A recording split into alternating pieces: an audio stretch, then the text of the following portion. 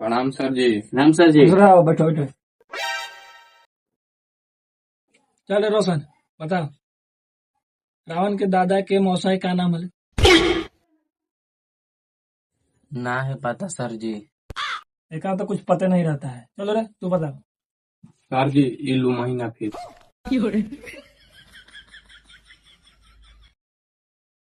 चलो सिनेश तुम बताओ कि सुपनेखवा के काची कटल हले? नाक कटल हली सर जी। ये चला हमर जो है ट्यूशन के नाम रोशन करत। तू तो एकदम नालायक है। एकरा से कुछ सीख। जो दिन ई घर बनातो ना वो दिन तू एकरा घर में लेबर के काम करबे। क्या ढोबे तू? दिन लक्षण तो रहो। अच्छा ये बात। घर सर जी मम्मी के नंबर घरे पैसा ला बात कर लिया। अरे तू सवाल बता। राम जी के सास के दामाद के क्या नाम था? सर जी हमें ना याद है। तो तनी सा तारीफ क्या कर देनी बस तू फूल गेले।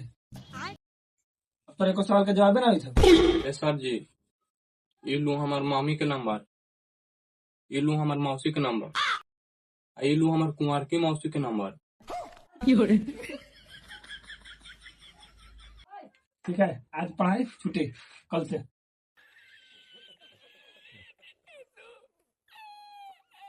हाँ रे मौसिया के नंबर याद दे रे। हाँ तो कुमारतियो मौसिया के रे। अब पढ़ा दिलो दिन भर रात भर बात करतो।